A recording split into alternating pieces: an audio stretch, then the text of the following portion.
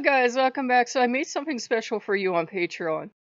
And we're supposed to be talking more about that, but Loki and I got distracted and Mammoth's just in the background sighing because he's like, seriously? And we're like, we like this thing. Give us this thing.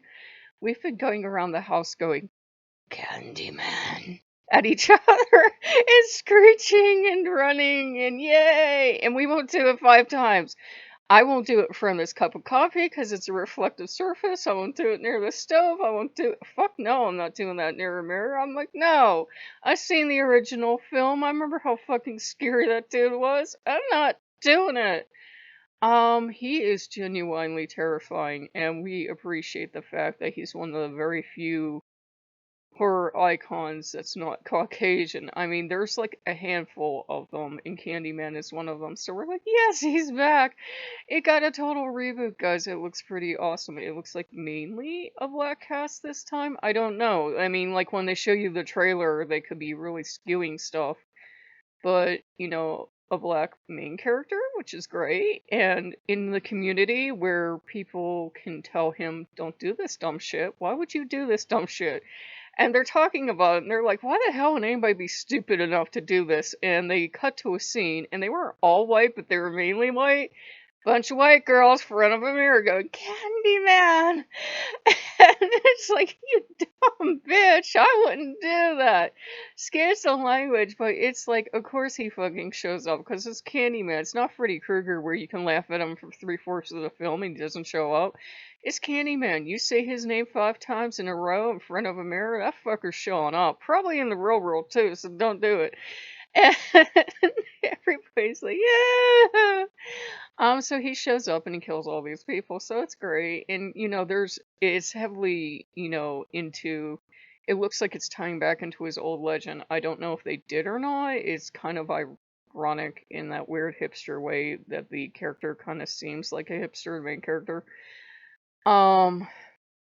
He's an artist and he moves into a candy factory because this makes sense, right?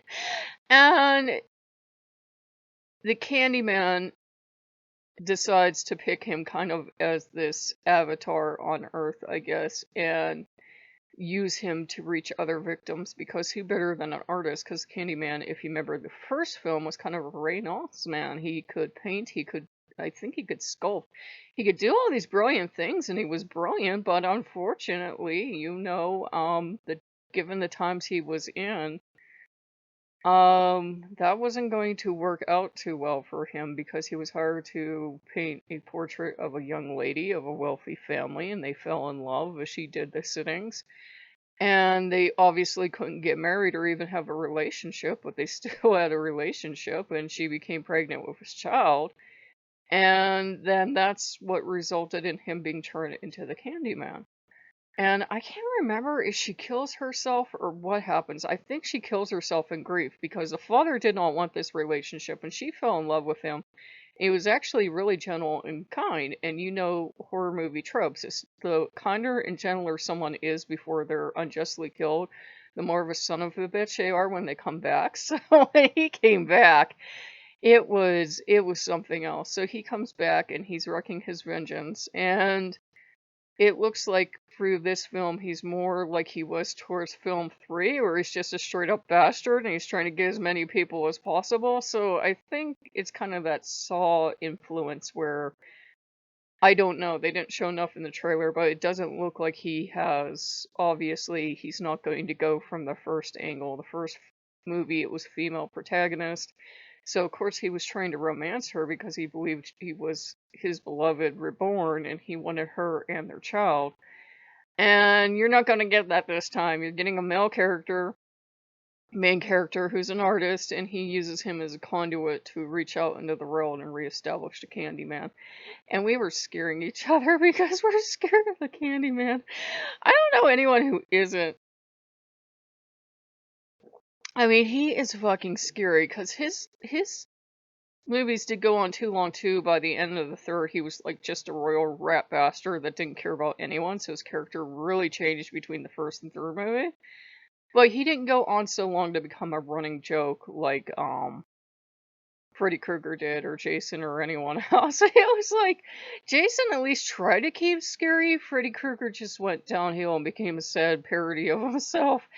And with Candyman, it'll be nice to see him getting the reboot. Hopefully they keep it kind of towards, the original culture that was the idea behind the first film.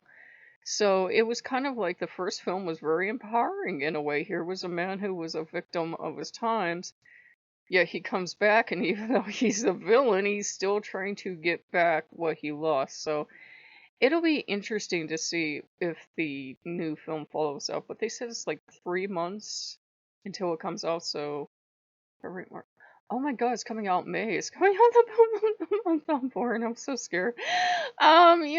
He's scary. That it is scary, and it's kind of a thing of a lot of people that feel disenfranchised or disempowered end up being attracted to horror movies because you can identify with the villain, because usually they have this tragic backstory and you can identify with that, and that makes them kind of a hero in your eyes. This Candyman doesn't look like he has time to be anybody's hero. He looks like he has time to just kill people. Is what he has time for. Chop chop. But I love him. For one, he's one of the few, I don't know if I said this attempt, he's one of the few non-Caucasian horror movie icons. There aren't really too many, and we have to trot out the same ones all the time because there really just aren't that many. There are if you're really into, say, specific culture and you know the filmography, but that have broken into popular culture is what I'm talking about. Candyman is one of the few that made it. So it's really been interesting, and we've been scaring each other. And Mammon was trying to tell me something this morning in a dream about he was trying to give stuff back to me. I'm not sure what it was. It's on Patreon, the dream. And I was trying to do that, and my sleep schedule's been messed up, so I was trying to sleep, and then Candyman, and I'm awake now, and I'm energized. I'm a little scared. It's kind of difficult to talk to because I don't try to be overly PC with you guys. I really don't, but I'm well aware I'm watching this as an outsider to the culture, but like the first film was literally an outsider to that culture going into that culture, but it made sense because, in the original film lore, his lover, she would have been wife, if they could have been married, was white, but it doesn't look like they're going towards that this time. I don't know, unless he manages to find somebody during this film. Probably not. It looks like it might only almost be a continuation of the legend. I don't know. So it might be the fourth film in the series and not a hard reboot. I don't know.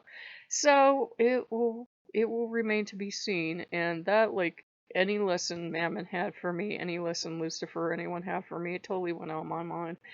They did get their temple back. It does look nice, and it's not filled. We learned one thing from doing all these temples. Every damn room doesn't have to be filled. It just has to be enough rooms for the comfort, and then after that, it's just like you're trying to fill rooms, because honestly, if you look at a house with 10 rooms, 20 rooms, 30 rooms, they're all not usually unique. It's like a couple living rooms, couple bedrooms, couple bathrooms, couple, rec areas, couple kitchens, stuff like that. You start repeating yourself eventually. So if you guys like what you see, like, comment, subscribe. We're just so excited. Candyman. So we're going to see you guys later. Bye-bye.